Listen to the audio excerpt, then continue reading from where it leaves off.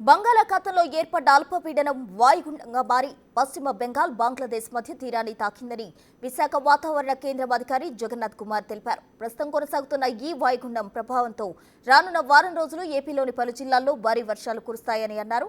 రానున్న 3 రోజులు ఉత్తర కోస్తాలోని శ్రీకాకుళం, అల్లూరు, పార్వతీపురం, మన్యం, ఏలూరు, కృష్ణా జిల్లాల్లో భారీ వర్షాలు కురుస్తాయని, దక్షిణ కోస్తాలోని గుంటూరు, ప్రకాశం, బాపట్ల జిల్లాల్లో భారీ వర్షాలు కురిసే అవకాశం ఉందని తెలిపారు. ఇప్పటికే ఉత్తర కోస్తాలోని ఓడరేవులకు 3వ నెంబర్ ప్రమాదిక హెచ్చరిక, దక్షిణ కోస్తాలోని ఓడరేవులకు 1వ నెంబర్ ప్రమాద హెచ్చరిక జారీ చేశామని, మత్స్యకారులు వేటకు వెళ్లొద్దని సూచిస్తున్న విశాఖ వాతావరణ కేంద్రం అధికారి జగన్నాథ్ కుమార్తో మా ప్రతినిధి రాజు ఫేస్ టు ఫేస్. బంగాళాఖాతంలో ఏర్పడ్డ అల్పపీడనం వాయుగుండంగా మారి అటు పశ్చిమ బెంగాల్, బంగ్లాదేశ్ మధ్య తీరాన్ని తాకింది. దీని ప్రభావంతో ఆంధ్రప్రదేశ్లో ఏ జిల్లాలకి వర్షపాతం నమోదయ్యే అవకాశం ఉంది? మనతో విశాఖ వాతావరణ కేంద్రం అధికారి జగన్నాథ్ కుమార్ ఉన్నారు. ఏం సార్, అంటే ఎక్కడెక్కడ ఏ జిల్లాలకి అధికంగా వర్షాలు కురిసే అవకాశం ఉంది? మీరు చెప్పినట్లుగా నిన్నటి అల్పపీడనం ఈరోజు ఉదయం 5:30కు వాయుగుండంగా వాయువ్య బంగాళాఖాతం పరిసర ప్రాంతాలైన పశ్చిమ బెంగాల్, బంగ్లాదేశ్ తీరాల మధ్య కేంద్రీకృతమైంది. 7:30, 8:30 మధ్య ఈరోజు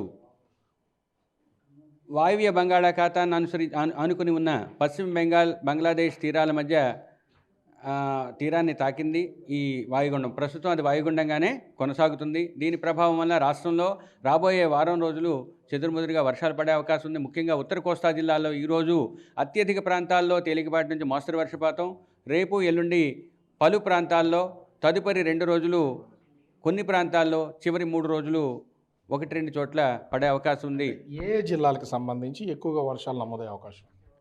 ఈరోజు 1వ రోజు ఉత్తర కోస్తా జిల్లాలైన శ్రీకాకుళం, పార్వతీపురం, మన్యం, విజయనగరం, అల్లూరి సీతారామరాజు, ఏలూరు మరియు దక్షిణ కోస్తా జిల్లా అయిన ఎన్టీఆర్ జిల్లాల్లో 1-2 చోట్ల భారీ వర్షపాతం నమోదయ్యే అవకాశం ఉంది. 2వ రోజు అనగా రేపు నుంచి అది శ్రీకాకుళం, విజయనగరం, పార్వతీపురం, అల్లూరి సీతారామరాజు జిల్లాల్లో 1-2 చోట్ల భారీ వర్షపాతం నమోదయ్యే అవకాశం ఉంది. ఈదురుగాలులో పరిస్థితి ఏంటి? రాష్ట్రంలో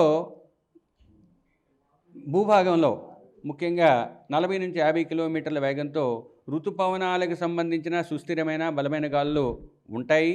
మరియు తీరం వెంబడి, తీరం ఆవల ఉత్తర కోస్తా జిల్లాల్లో 45 నుంచి 55, గరిష్టంగా 65 కిలోమీటర్ల వేగంతోనూ, దక్షిణ కోస్తా జిల్లాల్లో 40 నుంచి 50, గరిష్టంగా 60 కిలోమీటర్ల వేగంతోనూ ఈదురుగాలు వీచే అవకాశం ఉంది.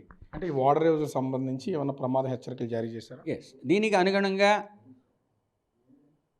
ఉత్తర కోస్తా జిల్లా తీరం వెంబడి ఉన్న ఓడరేవులైన కళింగపట్నం, భీమునిపట్నం, విశాఖపట్నం, గంగవరం మరియు కాకినాడల్లో 3వ నంబర్ ప్రమాద హెచ్చరికైన లోకల్ కాషనరీ సిగ్నల్ నంబర్ 3ని, దక్షిణ కోస్తా తీరం వెంబడి ఉన్న ఓడరేవులైన మచిలీపట్నం, నిజాంపట్నం, ఓడరేవు మరియు కృష్ణపట్నంలో DC1 లేదా డిస్టెంట్ కాషనరీ సిగ్నల్ 1 అనే మొదటి ప్రమాద హెచ్చరికను ఎగురవేయడం జరిగింది. మత్స్యకారులకు సంబంధించి అసలు ఎలాంటి జాగ్రత్తలు తీసుకోవాలి? వాళ్ళు ఏమన్నా వెనక్కి సముద్రం నుంచి వేటకు వెళ్ళకుండా వెనక్కి రమ్మని ఏమైనా ఆదేశాలు?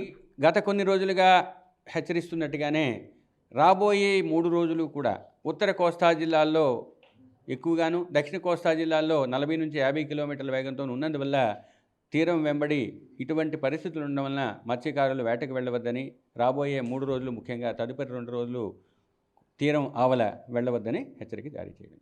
ఓవరాల్గా చూస్తే వాయుగుండం తీరాన్ని తాకిన నేపథ్యంలో అటు ఉత్తర కోస్తా జిల్లాలకు సంబంధించి ఎక్కువగా భారీ వర్షాలు కురిసే అవకాశం ఉంది. మత్స్యకారులు వేటకు వెళ్ళొద్దు. ఇప్పటికే ఆ ఓడరేవులకి 3వ ప్రమాద హెచ్చరిక, 1వ ప్రమాద హెచ్చరిక జారీ చేసినటువంటి నేపథ్యంలో కొన్ని జాగ్రత్తలు తీసుకోవాలని విశాఖ వాతావరణ కేంద్రం అధికారి జగన్నాథ్ కుమార్ చెప్తున్నటువంటి పరిస్థితి కనిపిస్తోంది. కెమెరామెన్ రాముతో రాజు, బిగ్ టీవీ, విశాఖపట్నం.